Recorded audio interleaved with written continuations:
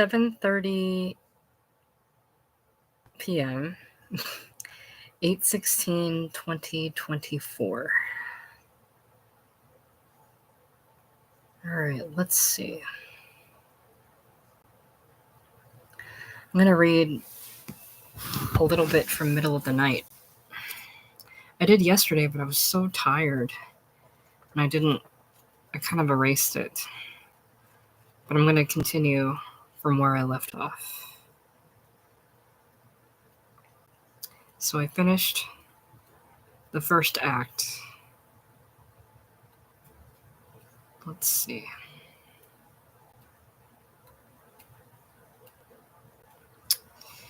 Let's see. Act 2, Scene 1 of Middle of the Night. Let's read together, shall we?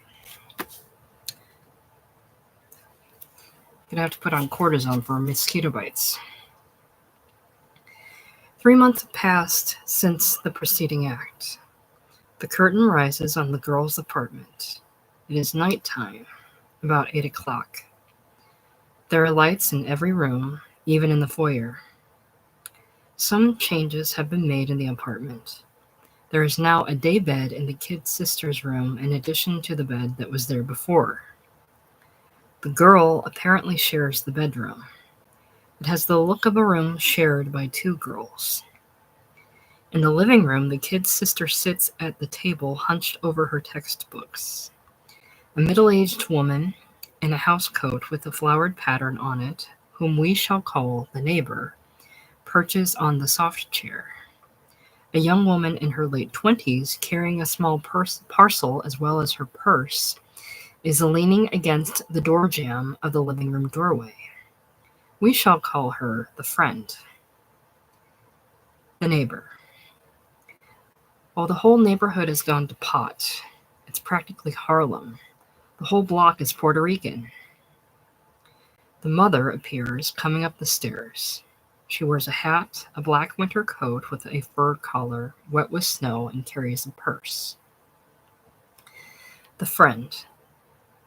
Well, I used to live on 98th Street, just off the park, you know. The neighbor. Oh, sure, what the hell. The friend. That used to be a very nice neighborhood. The neighbor. Oh, sure, absolutely. The mother inserts her key into the lock. The sound of the door being opened attracts the friend's attention. She looks casually down the foyer into the front door. The friend. I live up in Washington Heights now with my husband. There's a lot of Puerto Ricans up there. The neighbor. Well, that's the way it is, sure. The friend. To the mother as she enters the apartment. Hello, Mrs. Mueller, how are you? The mother. She can't quite make out who is greeting her from her position in the apartment doorway. Who's that? The kid's sister, looking up from her texts. Who's that? My mother? The friend, to the mother who is closing the front door now. This is Marilyn, Mrs. Mueller. Mother. Hello, Marilyn. How are you, dear?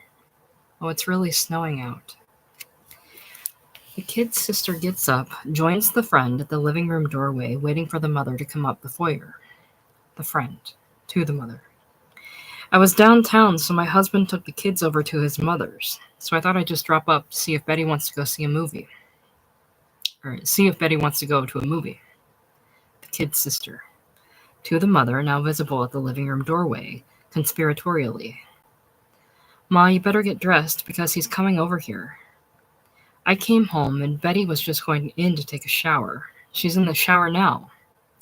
So she says, don't start walking around the house in your underwear because Mr. Kingsley's coming over tonight. The mother. What do you mean Mr. Kingsley is coming over here tonight?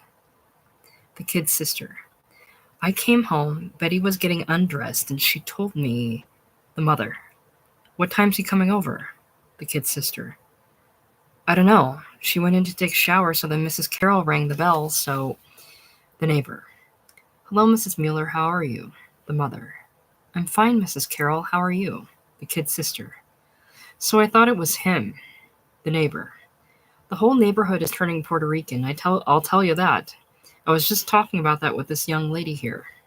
The mother, to the kid's sister. Where is she? In the shower? The kid's sister. She went in about 15 minutes ago. The mother, to the friend. Do you know who we're talking about? The friend. Yes, I know because. The mother, to the kid's sister. What did she say exactly? He's coming over tonight? She didn't tell me nothing about his coming over. Well, I'd like to get a look at him. She has unbuttoned her coat, and we see now that she is wearing the white uniform of the bakery clerk. The friend. Mrs. Mueller, I talked to Betty about this at length, and she is absolutely infatuated with this man. And my advice to you is to just let the affair run its course. The mother. Well, I'll tell you, I'm worried sick about it. I was thinking about it all day, and I had no appetite at all. She moves to a chair and sits down, addressing most of her comments to the neighbor. Because she sees him 3 and 4 times a week. He's 52, you know. She told me that just yesterday. I had no idea he was that old. I thought he was in his late 30s, and that was bad enough. Because I told her, you know, there's plenty of young fellows your own age. Because a man 52, what the hell does he want with a kid like her except for you know what? Oh, God knows what she does with him. The friend. Mrs. Mueller, I wouldn't interfere with her. The mother. Oh my God. I live in a living terror. She's going to come in some night while I'm in bed and tell me she's pregnant. The friend. She can take care of herself, Mrs. Mueller. The mother. She's only a kid, for God's sakes. She ain't got much more sense than Alice here. I always favored Alice. The living truth is I didn't want Betty when she was born. She came almost a month early. I had a terrible fight with my husband. That's what brought her on. I didn't even want to see her after she was born. That old Irish lady that was living next door took care of her. She stares, quite pained, at the others in the room. The friend. Mrs. Mueller, a lot of girls find older men attractive because they're debonair and know a lot of tricks. I have a girlfriend who went with a married man for 8 years and she finally had a nervous breakdown. The mother, not exactly heartened by this piece of news, turns to the neighbor. When she was born, there was an Irish lady lived next door, gave her the formula and diapered her and everything.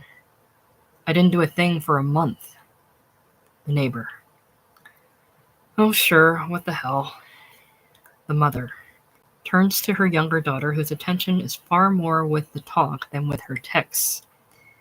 You're not supposed to be listening to any of this. The friend. I knew a girl in my neighborhood who was running around with a man in his 40s. She had to have an abortion, but everything turned out all right. The mother stands, mutters.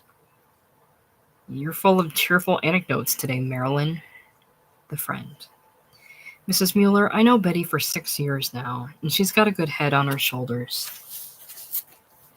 The mother, taking off her coat, frowns. Well, I won't say nothing to her no more. The friend. She's having a big romance right now. She thinks she's going out with Spencer Tracy, but in the bottom of her heart, she's still crazy about George.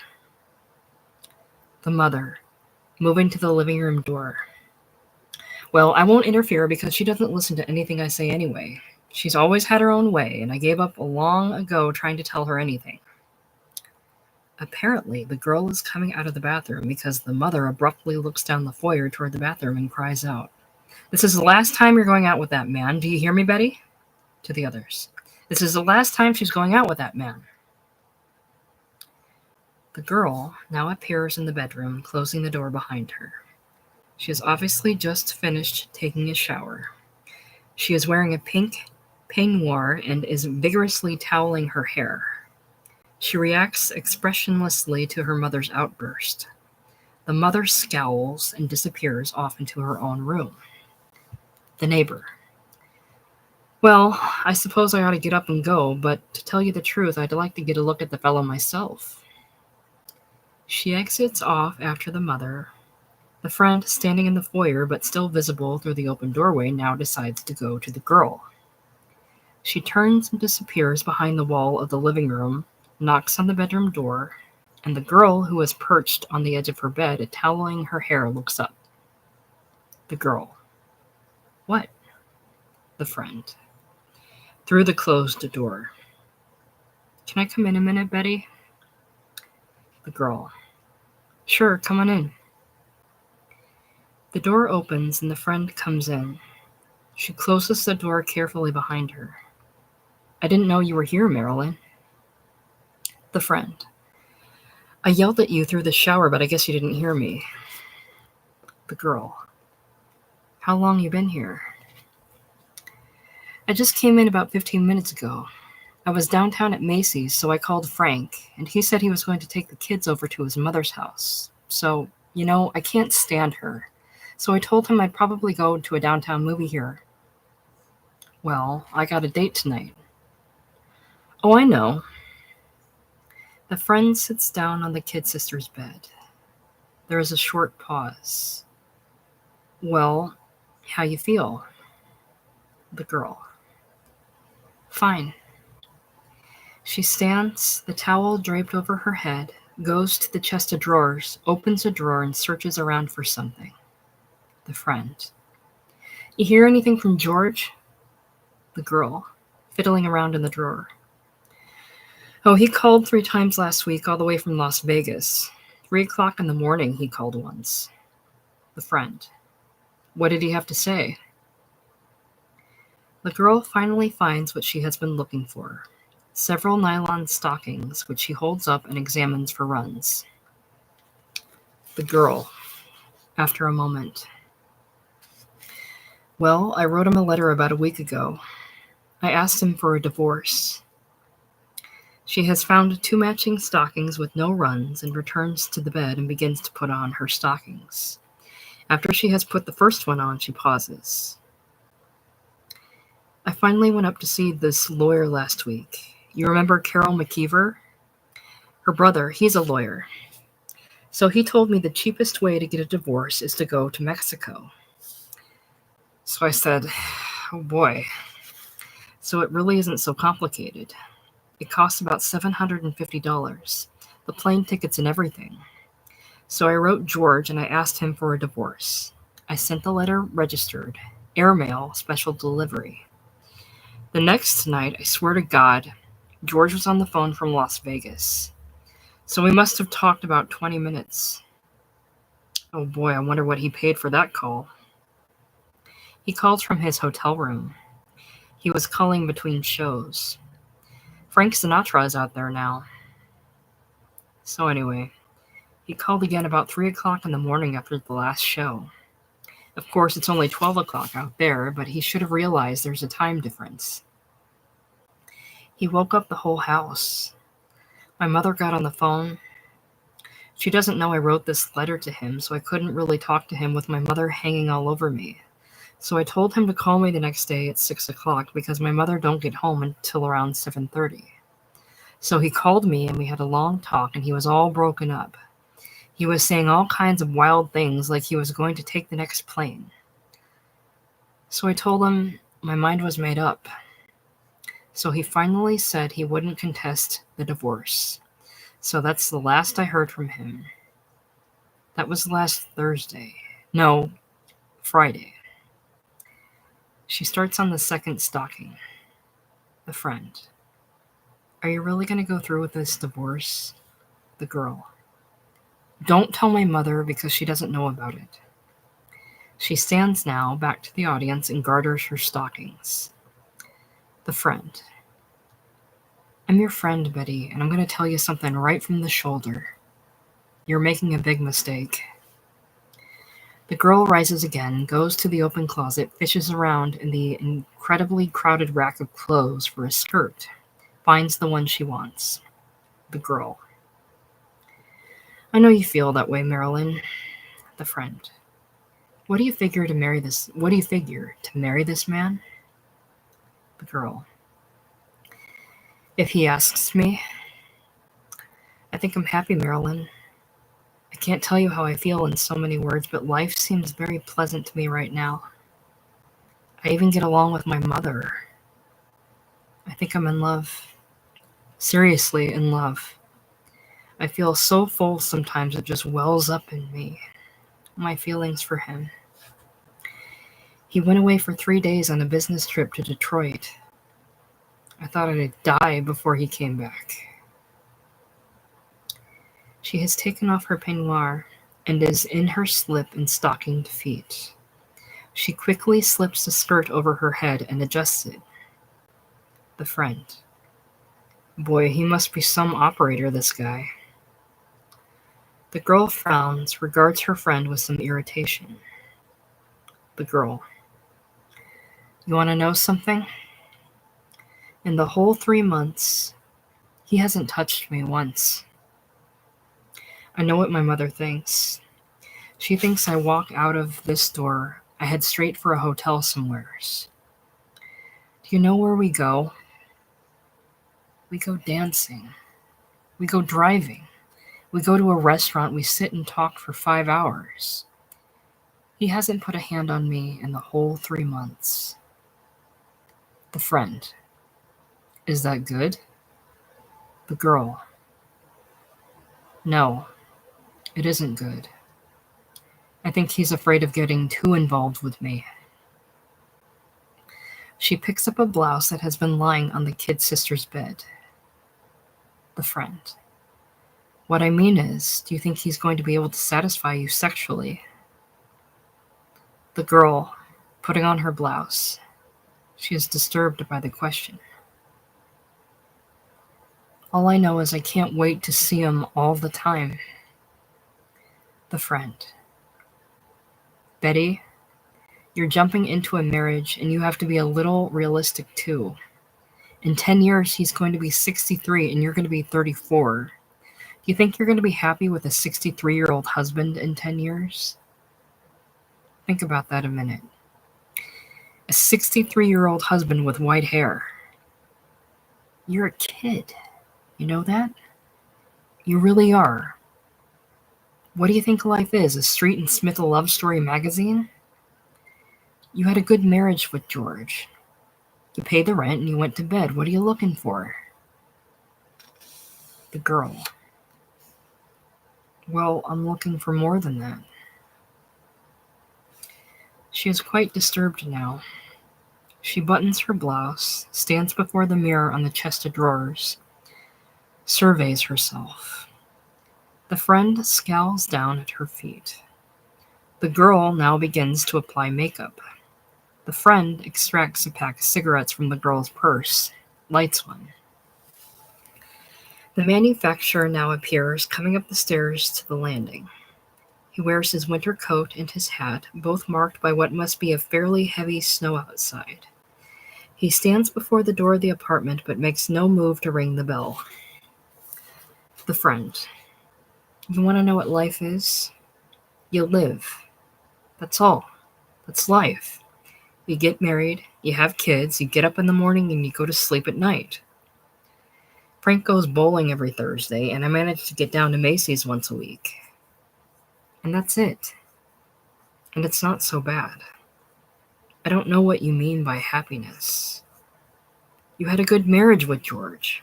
At least he was hungry for you all the time. It was all over his face. That's more than most of us can say about our husbands. The girl. Are you having trouble with Frank, Marilyn? The friend. Frank and me? We get along fine. We're perfectly happy. He stays out of my way and I stay out of his. You know, I envy you, George, you know that? You know that? You have a husband who's crazy about you. Sure, he has his faults. He's a little selfish. He's a little conceited. But he doesn't go bowling on Thursday nights or stay up reading a magazine all night long.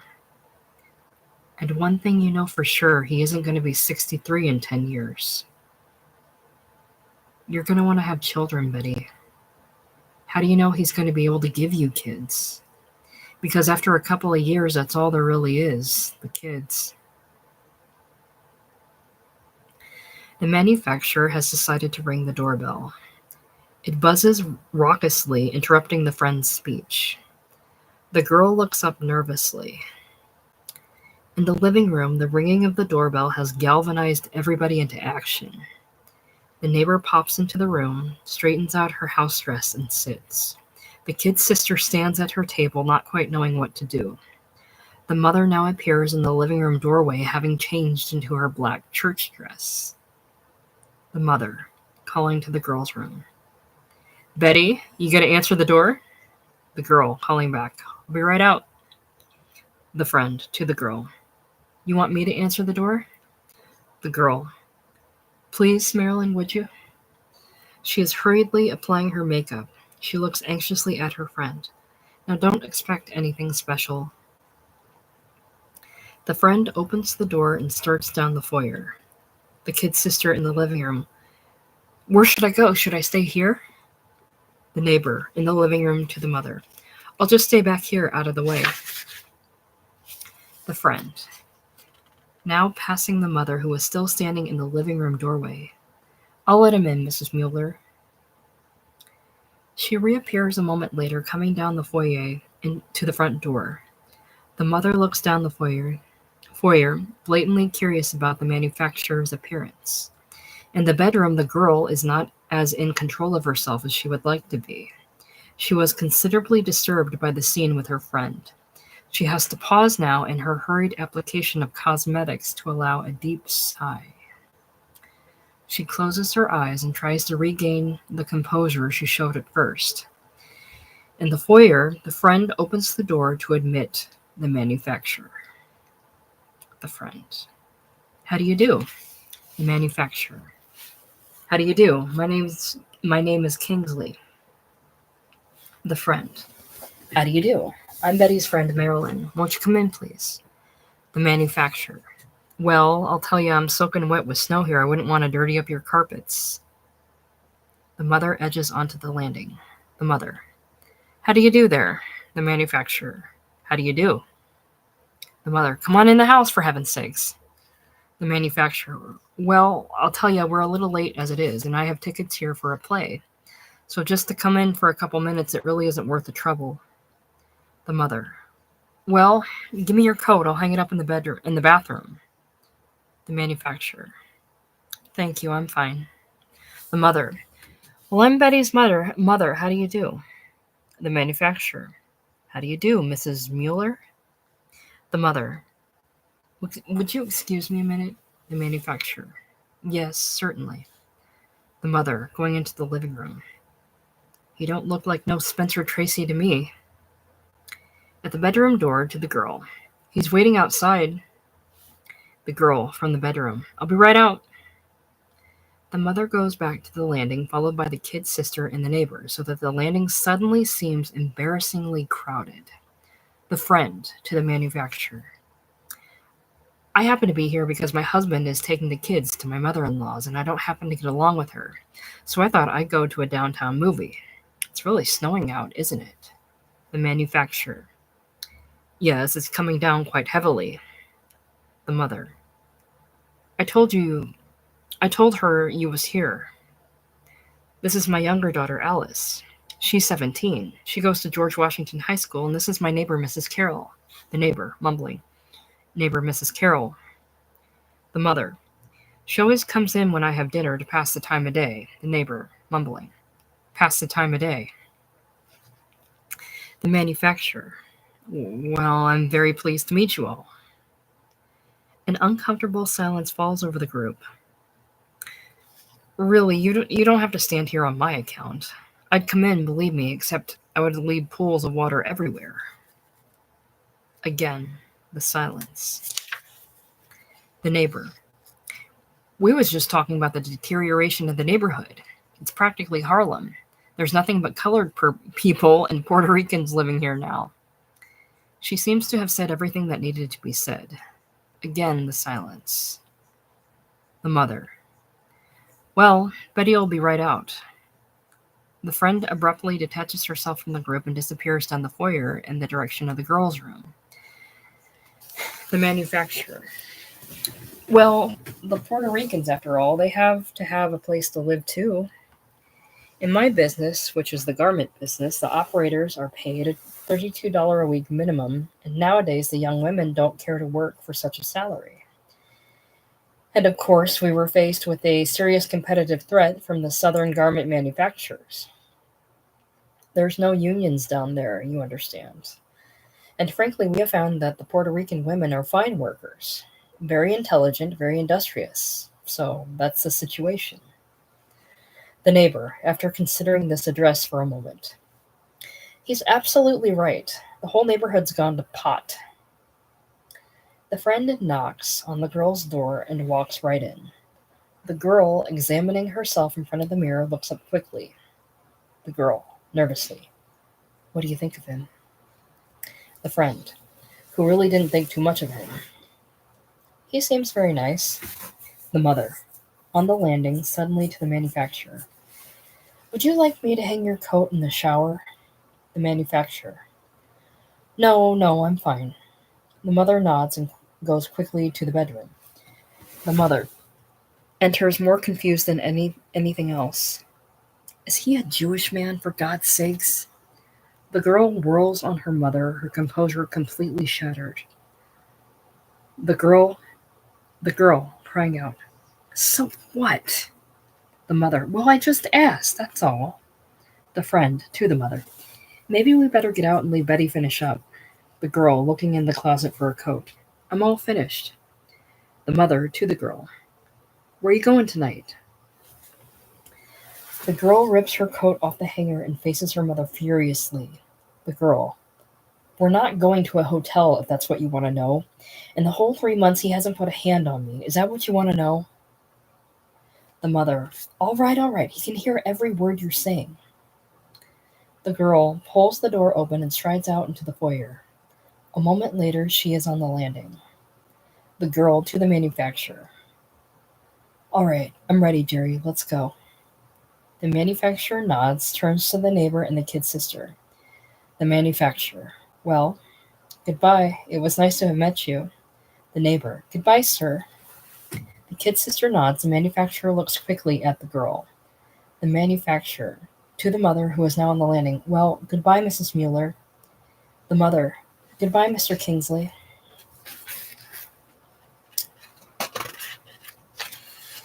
The friend. Goodbye, Mr. Kingsley. The manufacturer looks at the girl, who is slipping into her coat. She is obviously disturbed. The others all go into the living room. The mother, in a heavy whisper to the neighbor. He's a Jewish man, you know. The neighbor. Oh, sure, what the hell. On the landing, the manufacturer has started for the stairs, but pauses when he sees the girl is making no move to follow him. The manufacturer. Is something wrong, Betty? The girl turns to the manufacturer, keeping her eyes down.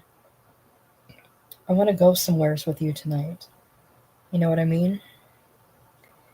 The manufacturer looks at her, not quite knowing what she means. I want to go to a hotel.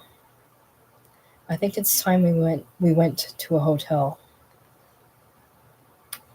The manufacturer, after a moment. We can go to my house. I don't want to go to a hotel. The manufacturer turns and starts down the stairs. She follows him. They both disappear from view. The mother in the living room. I never was much of a mother to her. She keeps throwing that up to me. I want to do the right thing this time, you know what I mean? The neighbor. Oh, sure, what the hell? The light fades slowly. The lights fade slowly. Okay. That's the end of scene 1 in Act 2. And I'll be right back.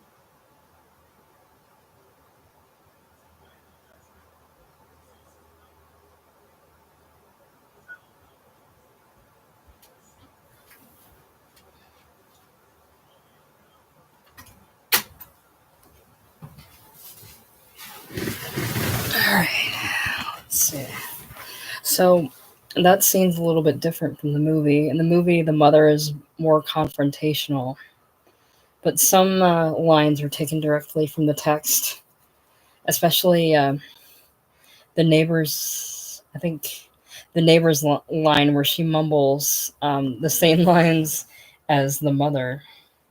But in the movie, it's hilarious because like four women crowd the landing and to, it's more than to get a look at him. It's it's to kind of suss him out a little bit. And I think I like it in the movie a little bit more than in the play. The play, they cut out all the Puerto Rican stuff in the movie, and I think that's good because it doesn't really serve the point. It's like empty conversation that they can both connect with, but it's not like the focal point of the situation. So I think that was a good idea to cut it. Let's see what scene 2 has to give us. Scene 2 of Act 2. Middle of the night. The manufacturer's apartment later that night. The only light on is the dim one in the anteroom, which casts just enough light for us to see into the darkened living room. After a moment, the girl appears in the anteroom, entering from another part of the apartment. She is wearing the dress she wore in the preceding scene, but is adjusting it as though she has just put it on. She's in her stockinged feet. The light in the anteroom is so inadequate that we can barely make out more than her silhouette. Her hair is disheveled, and she begins to straighten it. As she does, she steps down into the living room, finds a lamp, and turns it on. A soft cone of light spreads across much of the room. We can see now that her coat and the manufacturer's have been dropped on the davenport and on the chair, that her purse is on the floor, and that her shoes lie tumbled on their sides in the middle of the room. She moves to her shoes, straightens them with her toes, and squeezes her feet into them. Throughout all of this, she has been soddenly expressionless. Now she closes her eyes and just stands, letting a sigh escape. Then she shakes her head and picks up her purse and puts it on the end table. The manufacturer now appears in the anteroom. He is in his shirt sleeves and does not wear a tie. He stands in the anteroom watching the girl, who is aware of his presence but does not turn to him. The entire scene is shadowed and silhouetted. The manufacturer, gently. Would you like something? A cup of coffee or anything like that? The girl shakes her head, does not turn to him. The manufacturer moves down into the living room to the window, touches the radiator cover under the window. One thing I can say about this building, there's always steam. This is something from my childhood. I don't care what I have to pay in rent as long as I got steam in the winter. The girl opens her purse, takes out her lipstick, sits on the davenport, and begins to apply it. The manufacturer regards her with a slight, almost hurt smile. It wasn't such a good idea after all. The girl looks up briefly and then back to her lipstick. Oh, I'm all right. The manufacturer turns away, apparently disturbed. The girl pauses in the application of her lipstick, lets her hands fall to her lap. The manufacturer looks back at her, almost angrily.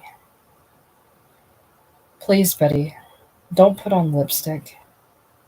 To jump out of bed and put on lipstick, it's like a whore. He turns away again, edgy, angry with himself for being irritable. The girl sits miserably, her hands in her lap. The manufacturer sits down several chairs away from her. Listen, did you know Lockman tried to commit suicide yesterday? The girl looks up, startled. Mr. Lockman? The manufacturer. He called his wife from the hotel, and he said he was going to take 50 sleeping pills. So she called me, so I called the police. That's what all the fuss in the office was about yesterday. That's why I had to run out. We broke down the door and they took him to Bellevue. Oh my God, what a time that was. He stands again, shaken a little. I know what you think about Walter Lockman. He's always pinching you and flirting. He wasn't that way till the last couple of years. He's a kind, generous man. He turns to the girl, almost pleading. I told the psychiatrist there, I said, that man, my partner, whom I know for 20-odd years, I told the psychiatrist, I said, he's getting old. And he's so terrified of being impotent. That's why he flirts so much. That's why he runs around with buyers and prostitutes from hotels. You have to understand the torture and the doubts that a man has when he reaches middle age. The girl. I'm not angry with him, Jerry. The manufacturer straightens up, walks away a few paces. He sits down, his mind heavy with his thoughts. He looks across to the girl. The manufacturer. There was 100 times in the last couple of months when it would have been better than tonight. At least 100 times where I looked at you and I had tears in my eyes. I had such a gentleness for you. Love is a gentle business, Betty. Because this way, and I'll tell you what it was like this. I'll tell you what it was like this way. About 5-6 months ago, Walter Lockman came to me. He says, listen, I'm taking out a buyer tonight. We'll go to the Copa. We'll go to the Bonsoir down in the village. We'll get a couple of girls. Come on, we'll have a good time. This is the wheels of industry operating. Some of these buyers come in. You don't get them a girl, they won't order 50 dozen blouses. All right, so I was lonely. So I said, all right. He stands angry with the memory of the incident. He moves around as he tells the story. So I came home and took a shave.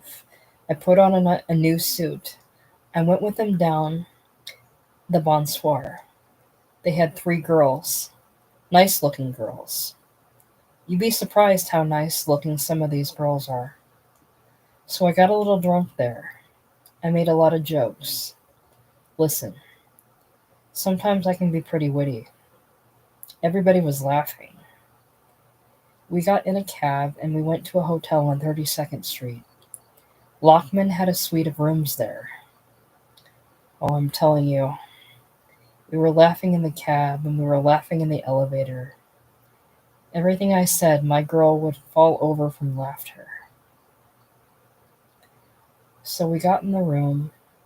This girl with me keeps pulling me by the arm into the bedroom. The girl, mumbling. I don't want to hear about it, Jerry. The manufacturer. So let me tell you. So we get in the bedroom, and my girl kept hanging all over me. So we closed the door, and she turned to me. She said, you'll have to pay the $50 first. At the risk of being a little dramatic, I was sick. He sits down again on still another chair. I thought she liked me. You know what I mean? With his hand, he kneads his brow nervously and absently. Well, to make a long story short, as soon as it was over, she got right up. She began putting on lipstick. The girl, with a deep tenderness. I love you, Jerry, from the bottom of my heart. For a brief moment, they regard each other with a strange, delicate pain. The manufacturer, turning away, feeling tears. I wasn't pleading for Lockman before, sweetheart. I was pleading for myself. The girl. I know. I want to marry you, Jerry. The manufacturer. I'm afraid to. I'm afraid. I knew tonight was going to happen sooner or later. I kept pushing it off. I didn't want to touch what we had. It meant so much to me. I had a new life with you. I didn't want to think about marriage. I'm afraid of such a marriage. I'm afraid of myself. At my age, you become afraid of things. You begin to be conscious of your fingers, that they're not as clever as they used to be. Your legs get tired from standing 15 minutes. Your whole body resists you. I don't know what I'll be like in 5 years, Betty. I don't want a 5-year marriage. He turns away again, shielding his eyes, the tears flooding up in him again. The girl. Let's not make problems. I'm not worried about what's going to happen in 5 years. The manufacturer sits. I told my sister today I've been seeing a lot of you. The girl. What did she say? The manufacturer. Well, she suspected, of course, that I was seeing somebody, but she was a little upset when I told her it was you and how young you were. The girl. I'm the biggest scandal of my family. All my aunts and uncles and my cousin Loretta were over the house the other night, and she called you my sugar daddy. And my mother picked it up, and that's all I've been hearing the last couple of days, all about my sugar daddy. He says nothing. He is still troubled by deep, anxious thoughts. She senses this. Don't break up with me, Jerry. For a moment, the manufacturer looks at her, somewhat distracted. The manufacturer. You know what I did tonight? The girl. What? The manufacturer. I came out of the office. I was going to take a cab to go to the garage to get the car. So it was just starting to snow and the air was so clear. So you know what I did? What? I walked all the way up from the office to the garage. Well, for Pete's sake. That's 40 blocks. That's a good 2 miles. That's wonderful. Please ask me to marry you, Jerry. I'll tell you what honest to God bothers me. I love you, Betty. My whole life has been a pleasure since I know you. A pleasure to wake up, a pleasure to go to work. I cherish you. I cherish you like you were a diamond, but I'm afraid in a couple of years I'll be like Lockman. I'll be running around with prostitutes. It won't matter anymore if they like me. Jerry, pay them the $50 already. I don't know what to do when you're this way. The manufacturer, mounting panic. I'll tell you what I'm really afraid of. I'm afraid in a couple of years you'll start looking around for a younger man. The girl. I would never do that. What do you see in me, Betty? I'm like a father to you. No. You've never had a father. I'm like a father to you. It's more than that. You know that. I'll make you happy. I promise you I'll make you happy. What do you want me to do? He turns away from her, and the two of them sit, afraid to look at each other. The manufacturer muttering, "If any of my friends told me he was going to marry a young girl, I would say, don't be a fool. It's not a healthy relationship." The girl looks at him now, her eyes wide and wet with tears. The girl. "I love you, Jerry. I love you from the bottom of my heart." They regard each other in a sudden stillness. The manufacturer. "Will you marry me, Betty?" She moves to him and they suddenly clutch at each other, embracing with an abrupt, fierce desperation. After a long moment, they release each other and the manufacturer stands deeply stirred. He shuffles a few paces away. The girl stands and he turns to look at her and then he goes to her again and they cling to each other, both crying quietly now in each other's arms. The manufacturer. "Oh, my sweet girl, I love you so much, you don't know." They release each other again, and then the manufacturer sits down in one of the chairs, strangely exhilarated yet confused and not quite understanding his own immense emotions. He seems a little abstracted. He looks up at the girl, who stands profoundly moved.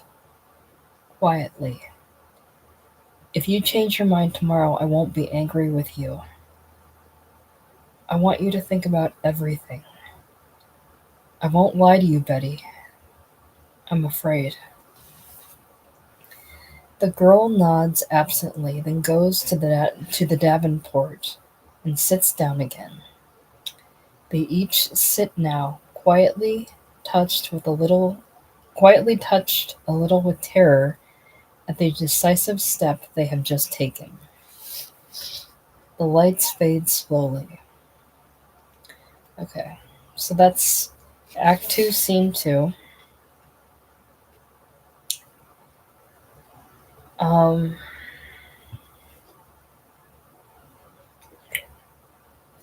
and so it begins, from my understanding, in a post-coital scene. So essentially, they've consummated their relationship,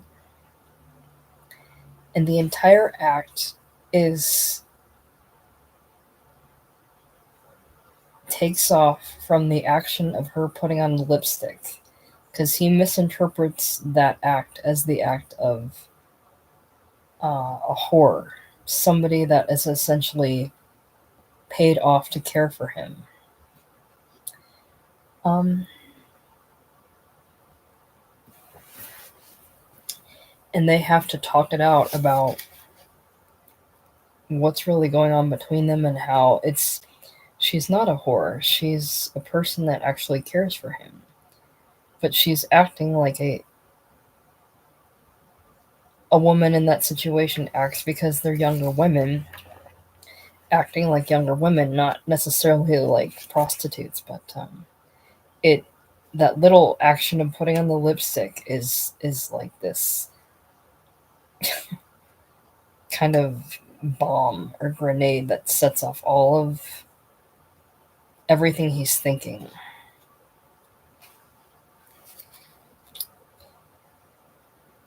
Everything he's afraid of, everything he's insecure of. And she's trying to reassure him that she wants him. She wants to marry him. She wants to be respectable, especially since they've had sex, I assume. And she wants it to be legit and above board. And if we're going to do this, I want to be with you. And he's justifiably afraid that she's going to be, bored with the relationship or find fault, or, he'll get older and she'll regret being with him and look at younger men. Everything about this May December relationship, all the issues that comes with it are what they're addressing. And I like Patty Chayefsky talking about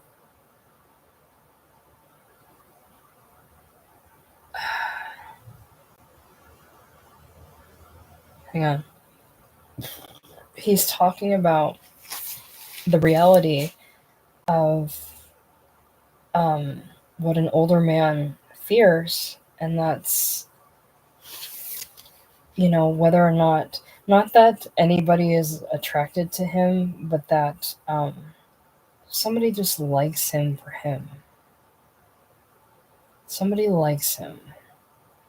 That they enjoy to be that people enjoy being in their company, that women enjoy being in their company without any ulterior motive. And I think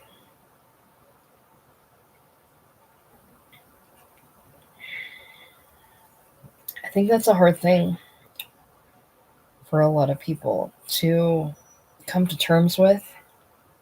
I think it's hard on both sides. I think in a heterosexual relationship, since that's what we're talking about here, I think each person in the relationship wants to know if the person likes them for them, and that they're not with them for some ulterior motive, whether it's sex or money or status or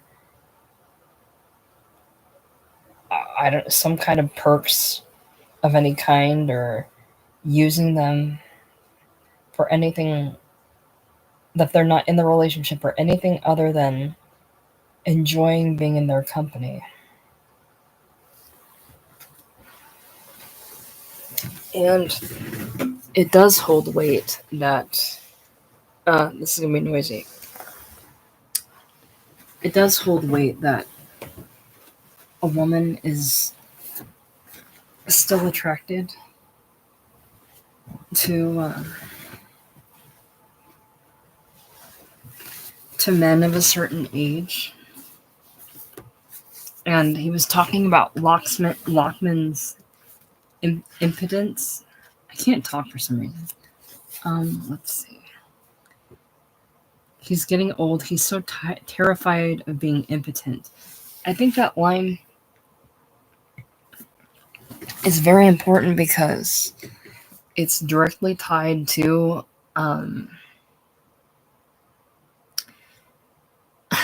I'm really speaking out of turn here because I'm not a man. I don't know what this feels like. But if a man feels like he can't satisfy a woman, if he can't get an erection, get it up, that he's essentially useless. And men, feel free to chime in because I'm speaking out of turn. But if he can't satisfy a woman sexually, that a woman will leave him for somebody who will. And I can speak on the reverse. I think women fear the same. I know it's different for men than it is for women because men are completely beholden to their penis in a sexual situation as to whether or not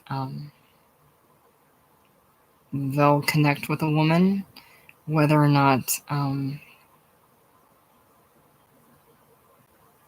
it can create a sexual situation that's successful, that the woman is reassured that he's attracted to her, that he's aroused by her, that he wants her, and there's confirmation of it. And as men get older, they lose the ability to get hard or maintain an erection, and therefore lose, I think, vitality and attraction. They lose the vigor. There's that line, that kind of creepy line from the daughter where they're talking about, Pa, how's your sex life? And you're a vigorous man with healthy appetites. And As you get older, your stamina and your physicality diminishes. And I would imagine if you're a man and your not your machismo, but just your physical sexual prowess diminishing is incredibly difficult. And if you're not, if you do find yourself becoming or having diminishing testosterone or sexuality, you may feel irrelevant. I'm really speaking out of turn, but that's what I'm getting from this text. Essentially, he's talking about paying women to like him or to be with him. And I admire like the frankness of this topic because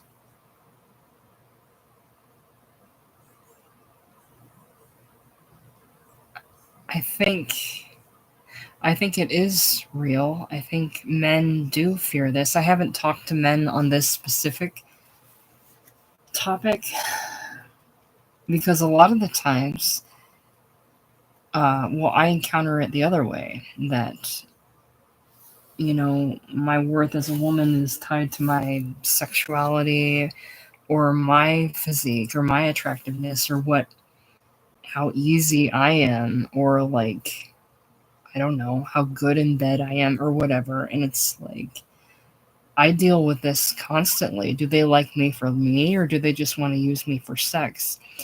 What is my role between myself and a man who quote unquote likes me? Do they just want to use me? Is my worth to them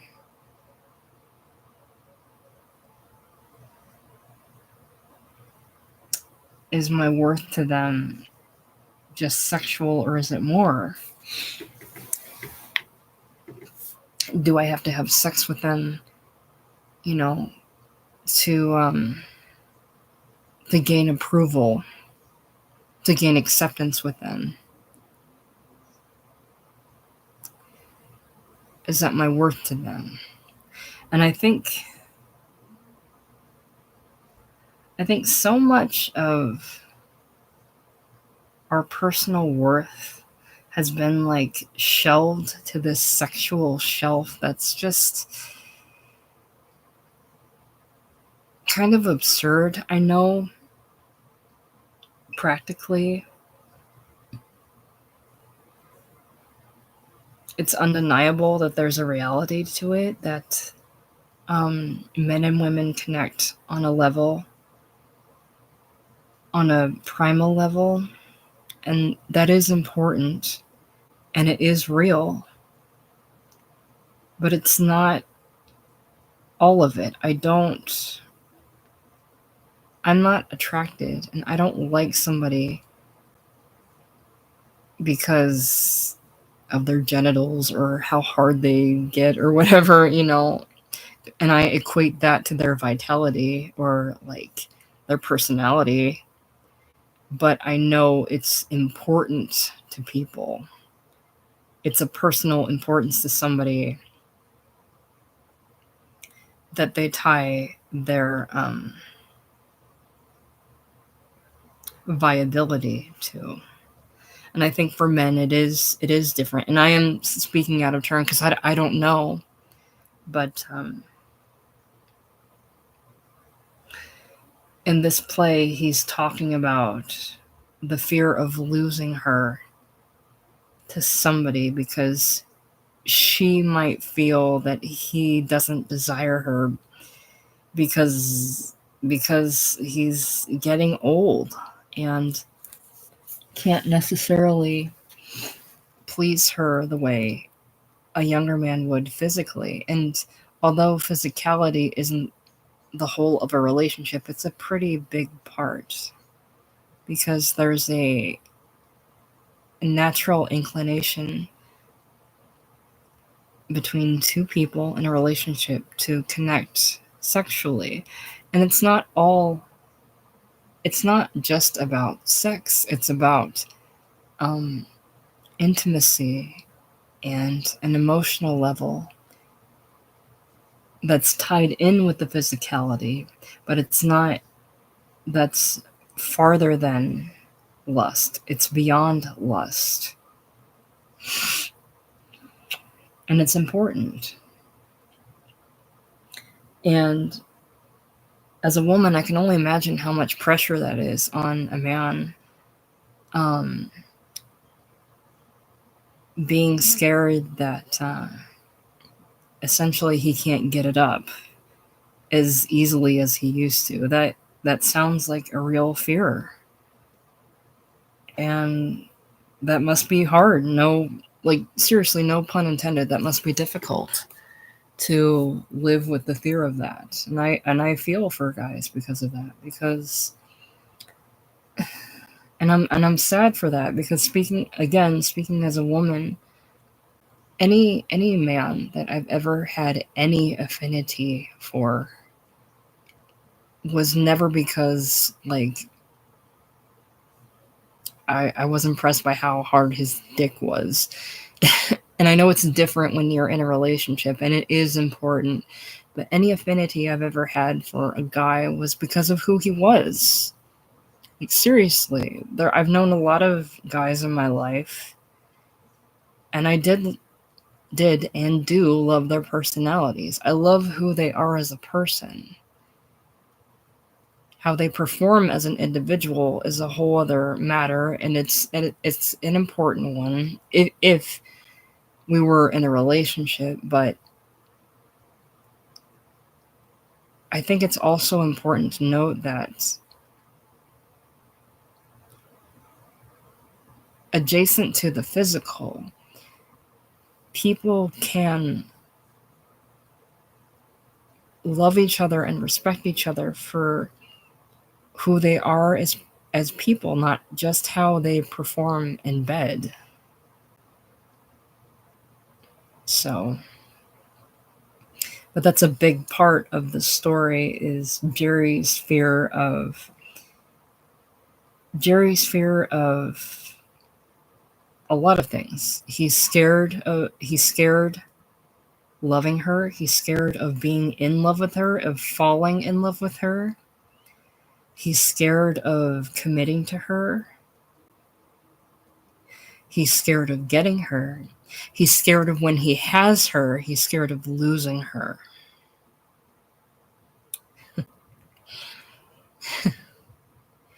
He's scared of not being able to please her. And it's interesting that in reading this scene, in the prior scene before this prior, double negative, I forget, the friend or the neighbor was talking about, do you think he'll be able to satisfy you sexually? Let's see. What did she say? Let's see, what did she say? When she's talking about George, who that's all it is with George's sex. Let's see.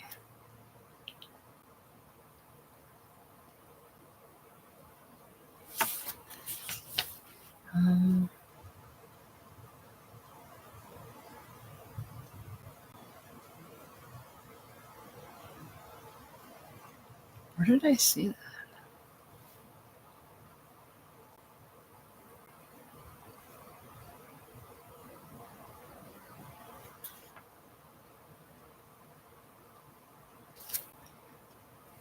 I'm looking.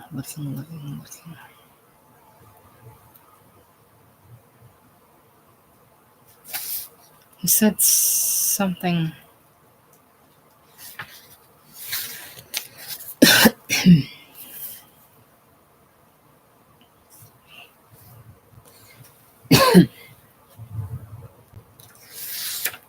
I don't know. I of course I can't find it.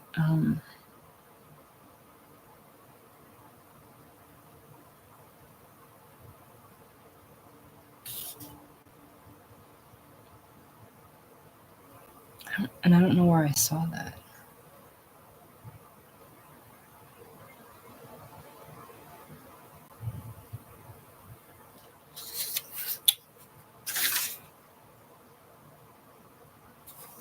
But they talk about that.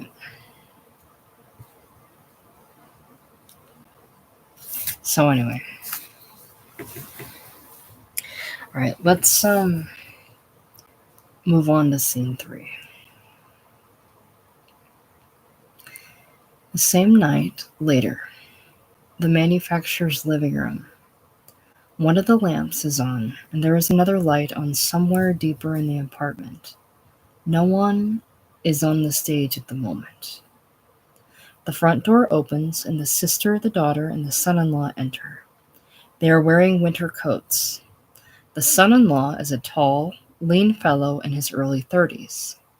He wears a hat. He is an amiable, good-natured, nebbish sort of fellow. The sister seems disturbed about something. The sister, turning on the anteroom light. There's a light on. I told you there was a light on. His jacket's on the chair there. The daughter moves into the living room, unbuttoning her coat, and with a small sigh sinks down into a chair. Her husband follows her a few steps. The daughter to her husband. Maybe you better call home. Tell the babysitter we'll be a little late. The son-in-law, moving to the phone. We gonna be here that long? The daughter frowns. The son-in-law dials. The sister, peering nervously down into the apartment. Jerry? Are you in the bathroom? I think there's a light on in the bathroom. Sit down a minute. I'll bring you some fruit. She disappears into the apartment. The son-in-law on phone. Hello, Bernice. This is Mr. Englander. How's the baby? The sister comes back into the anteroom, taking off her coat. The sister heading for the hall closet. He's in the bathroom. He'll be right out. I told him you was here. The daughter to her aunt. I don't know what you want us to say to him, Evelyn. The sister, hanging her coat in the closet. Don't say nothing. I wasn't supposed to tell you about this girl. The son-in-law on phone. Listen, Bernice, dear, we're going to be a little late, about 1 or 1:30. He looks at his wife for confirmation, and she nods. Sure, call your mother. I'll drive you home, so don't worry. The sister moves into the living room now, a little distraught, her hands twisting restlessly. The sister. We're sitting down to dinner. He says to me, I've been going out with a girl. So I thought, a 45-year-old girl, a 50-year-old girl. It comes out later it's a 24-year-old girl. I couldn't eat. I didn't say nothing. I kept my mouth shut, but I was sick. She sits down, her fingers moving restlessly on the arms of a chair. She sighs nervously. The daughter. Evelyn, why are you so worked up? My father is having a middle-aged fling. The sister. It's not a fling.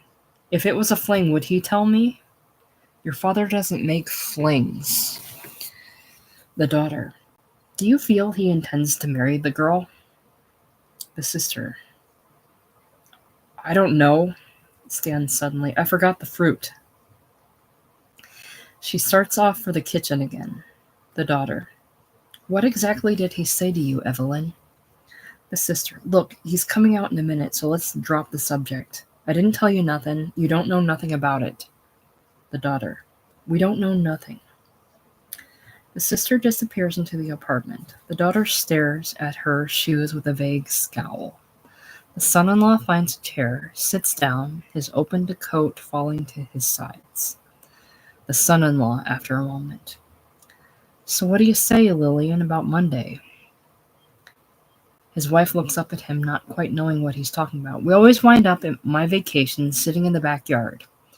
I was talking to Paul there, as I was telling you, before Evelyn started this whole business, and he said And Elizabeth said they'd take the kid off our hands for the 2 weeks. What the hell, we took their Richard when they went to the Poconos last summer. The daughter, do you remember any blonde up in my father's office, Jack? The son-in-law, I haven't been up there in a couple of years. The daughter, oh, wait a minute. Yes, I do. There's a blonde up there. Sits in front of Caroline. Very sweet-looking girl. She frowns slightly. The son-in-law, so what'll I tell my boss? Shall I tell him I'll take the vacation Monday?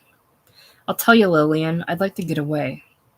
I'm tired, and the snow and the slush. The tax season starts in a couple of weeks, and I'll be working nights. I'd like to get away, I think. The daughter, not really interested. Elizabeth said she'd take the baby? The son-in-law, sure, we took their Richard when they went to the Poconos. He stands, feeling in his coat pockets for cigarettes. He sends a brief look over to his wife, who is sitting, apparently concerned with her own thoughts. I don't know. It seems to me it wouldn't hurt us to get away somewheres and relax. I feel there's a tenseness between us. I don't know. It seems that... I don't know. He lights his cigarette, wishing he hadn't brought up the matter. The daughter, what do you mean, tenseness? The son-in-law, I don't know. It seems we never talk or go out. It seems... The daughter, we went out tonight. Son-in-law, I don't know what I mean. I come home and we have dinner and you tell me about the baby, or your father comes over, or... The daughter, my father hasn't been up the house in 3 weeks. The son-in-law, listen, I like your father. I wasn't objecting to his coming over. The daughter, I don't know what you mean by tenseness. The son-in-law, well, maybe that's the wrong word. I just feel that... The daughter, we've been married more than 3 years, Jack.